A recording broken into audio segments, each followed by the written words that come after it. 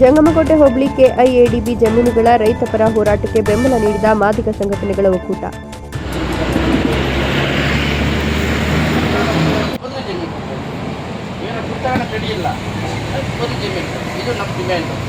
ಕರ್ನಾಟಕ ದಲಿತ ಸಂಘರ್ಷ ಸಮಿತಿ ರಾಜ್ಯ ಸಂಚಾಲಕ ಬಾಲಕುಂಟಹಳ್ಳಿ ಗಂಗಾಧರ್ ಮಾತನಾಡಿ, ಇವತ್ತು ಎಲ್ಲ ಸಂಘಟನೆ ಹುಟ್ಟಿದ್ದು ಡಿಎಸ್ಎಸ್ ಸಂಘಟನೆಯಿಂದ ಹುಟ್ಟಿದ್ದು.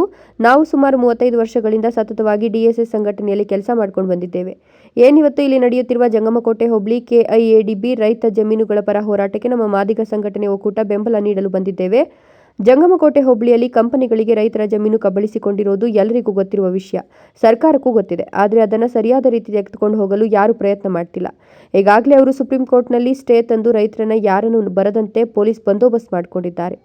SC STಗಳ ಜಮೀನುಗಳು ಬೇರೆಯವರು ತೆಗೆದುಕೊಂಡ್ರೆ 20 ರಿಂದ 30 ಲಕ್ಷ ಕೊಡ್ತಾರೆ. ಅದೇ ಇವಾಗ ಸರ್ಕಾರ ತೆಗೆದುಕೊಂಡ್ರೆ 3 ಕೋಟಿ ಅಥವಾ ಅದಕ್ಕಿಂತ ಹೆಚ್ಚು ಹಣ ಕೊಟ್ಟರೆ ಪ್ರತಿಫಲ ಸಿಗ್ತದೆ. ಅಥವಾ ನಮಗೆ ಹಣ ಬೇಡ, ಬೇರೆ ಕಡೆ ಜಮೀನು ಕೊಡಿ ಅಂದರೆ ಅದಕ್ಕೋಸ್ಕರ ನಾವು ಹೋರಾಟ ಮಾಡ್ತೇವೆ. ಈ ನಮ್ಮ ಹೋರಾಟಕ್ಕೆ ಮುಂದಿನ ದಿನಗಳಲ್ಲಿ ನಿಮಗೆ ನಮ್ಮ ಬೆಂಬಲ ಬೇಕಾಗಿದ್ದಲ್ಲಿ ನಮ್ಮ ಗಮನಕ್ಕೆ ತಂದು ನಾವು ನಮ್ಮ ಸಂಘಟನೆಯಿಂದ ಬಂದು ಬೆಂಬಲ ನೀಡ್ತೇವೆ ಅಂತ ಭರವಸೆ ಕೊಟ್ಟರು.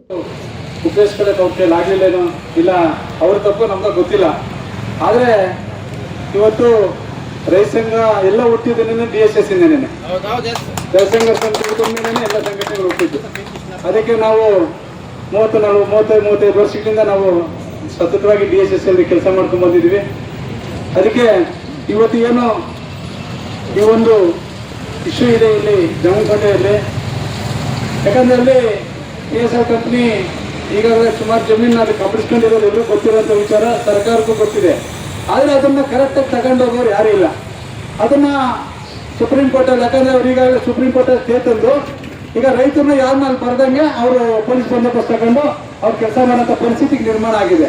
ಮತ್ತು ಈಗ SC STಗಳಿಗೆ, ಯಾಕಂದರೆ ಅವರೆಲ್ಲ ಸರಿ ಇದೆ, SC STಗಳಿಗೆ ಬ್ರಿಟಿಷರ್ ಇರೋದ್ರಿಂದ SC ST ಜಮೀನ ಕಬಳಿಸಿರೋದು ಬರುತ್ತೆ. ಈಗ SC STಗಳು ಬೇರೆಯವ್ರು ಕೊಂಡ್ಕೊಂಡ್ರೆ 20 ಲಕ್ಷ 30 ಲಕ್ಷ ಮಾತ್ರ ಕೊಡ್ತಾರೆ.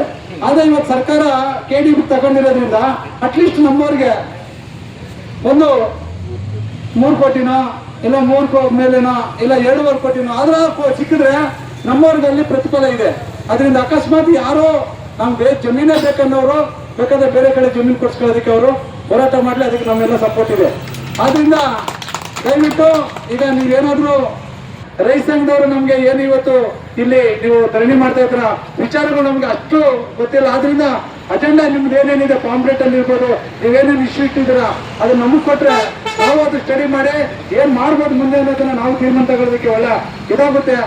ಆದ ಕೊಟ್ಟ ಮೇಲೆ ನಾವು ಏನ್ ಮಾಡ್ಬೋದು, ಸಂಘಟನೆ ಏನ್ ಮಾಡಕ್ಕಾಗುತ್ತೆ ಅನ್ನೋದನ್ನ ನಾವು ಶಕ್ತಿ ಮೀರಿ ನಿಮ್ಗೆ ಸಹಾಯ ಮಾಡಕ್ಕೆ ನಾವು ರೆಡಿ ಇದ್ದೀವಿ ಅಂತ ಏನಿವತ್ತು ರೈತ ಸಂಘ ತೀರ್ಮಾನ ತಗೊಳುತ್ತೆ. ಭೂ ಸ್ವಾಧೀನಕ್ಕೂ ಒಂದೇ ನ್ಯಾಯ, ಕಡೆ SC ST ದಲಿತರ ಜಮೀನು ಕಬಳಿಸೋದಕ್ಕೂ ಒಂದೇ ನ್ಯಾಯನೇ. ಆದ್ರೆ SC ST ಜಮೀನನ್ನ ಶ್ರೀಮಂತರು ಕೊಂಡ್ಕೊಂಡ್ರೆ ಒಂದ್ ನ್ಯಾಯ, ಆದ್ರೆ ಸರ್ಕಾರಕ್ಕೆ ಒಂದ್ ನ್ಯಾಯ ಅಂತಲ್ಲ. SC ST ನಲ್ಲಿ ಜಮೀನು ಇರ್ತದೆ, ರೈತ ಜಮೀನು ಇರ್ತದೆ. ಇದು ಸರ್ಕಾರ ಎಚ್ಚರಿಕೆ ಮಾಡ್ಕೋಬೇಕು, ಸಿದ್ದರಾಮಯ್ಯನವರು ಎಚ್ಚರಿಕೆ ಮಾಡ್ಕೋಬೇಕು. ಅದರಲ್ಲಿ SC ಜಮೀನುಗಳು ಇರ್ತದೆ, ಬಡವರ ಜಮೀನು ಇರ್ತದೆ, ಭೂಸ್ವಾಮ್ಯದ ಜಮೀನುಗಳು ಇರ್ತದೆ. ಒಬ್ಬ ರೈತಗೆ ಸುಮಾರು ಇಷ್ಟು ಜಮೀನು ಇರ್ತದೆ ಅಂತ ಸರ್ಕಾರಿ ಸುತ್ತೋಲೆ ಇದೆ. ಆ ಸರ್ಕಾರಿ ಸುತ್ತೋಲೆ ಪ್ರಕಾರ ನಿಮ್ಗೆ ಎಷ್ಟಿದೆಯೋ ಅಷ್ಟು ಇಟ್ಕೊಂಡ್ರಿ, ನಾವು ಬೇಡ ಅನ್ನಲ್ಲ. ಆದರೆ ಆ ಜಮೀನು ನಂಬಿಕೊಂಡು ಉಳುಮೆ ಮಾಡಿಕೊಂಡು ಅದರಲ್ಲಿ ಬೆಳೆದಂತ ಬೆಳೆಗಳನ್ನ ಜೀವನ ಮಾಡ್ಕೊಂಡಿರ್ತಾರೆ ರೈತರ ಹೊಟ್ಟೆ ಹೊಡಿತೀರಲ್ಲ, ಇದು ಮೋಸ. ಈ ಮೋಸದ ವಿರುದ್ಧವಾಗಿ ನೀವು ಸರ್ಕಾರ ಏನಾದ್ರು ಹೋದ್ರೆ ಎಲ್ಲಾ ಜಾತಿ ಜನಾಂಗದಲ್ಲಿರ್ತಕ್ಕಂಥ ಬಡವರು ಇದ್ದಾರೆ.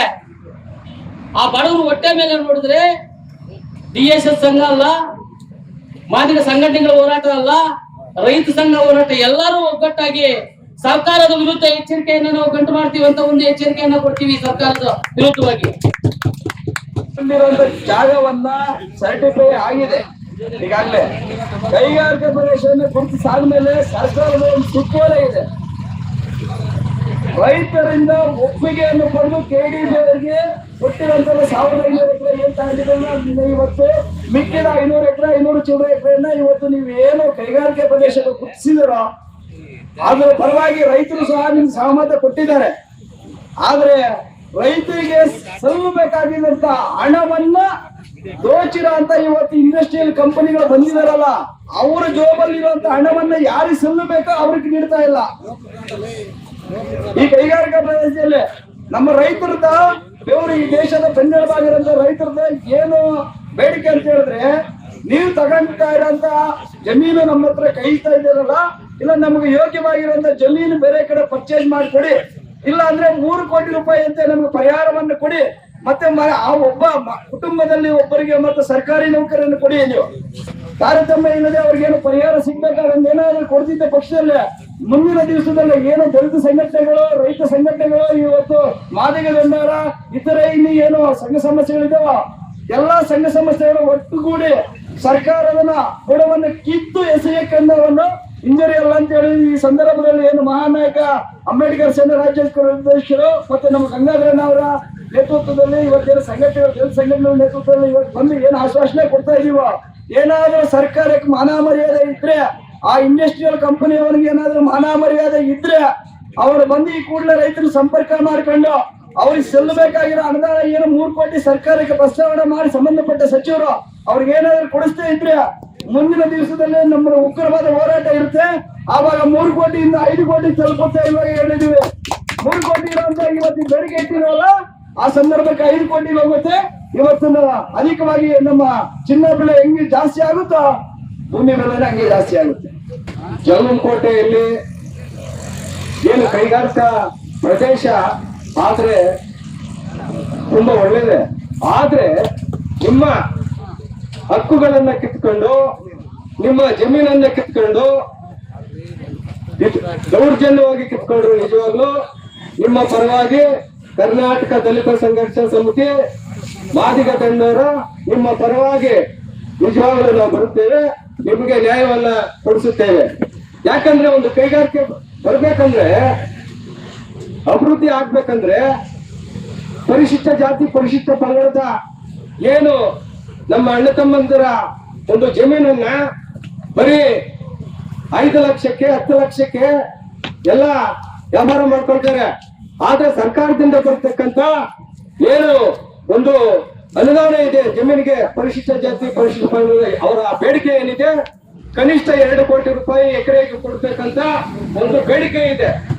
ಆ ಬೇಡಿಕೆ ಮೀರಿ ಕನಿಷ್ಠ ನಮ್ಮ ಒಂದು ಸಂಘಟನೆಗಳ ಬೆಂಬಲದಿಂದ ಕನಿಷ್ಠ 3 ಕೋಟಿ ರೂಪಾಯಿ ಅನುದಾನವನ್ನ ಕೊಟ್ಟರೆ ನಿಜವಾಗೂ ಪರಿಶಿಷ್ಟ ಜಾತಿ ಪರಿಶಿಷ್ಟ ಪಂಗಡದವರು ಅವರಿಗೆ ಜಮೀನು ನೀಡಿ ಮನೆಗೆ ಒಂದು ಕೆಲಸ ಕೇಳತಕ್ಕಂತ ಒಂದು ಉದ್ಯೋಗವನ್ನ ಕೊಡ್ತಕ್ಕಂತ ಒಂದು ಭರವಸೆ ಕೊಟ್ರೆ ನಾವು ಜಮೀನು ಕೊಡೋಣ ಅಂತ ಹೇಳಿ ಎಲ್ಲರೂ ನಿಜವಾಗಲೂ ರೈತರು ಅಂತವಂದ್ರು ಎಲ್ಲ ನಾವು ಹೋರಾಟ ಮಾಡೋಣ.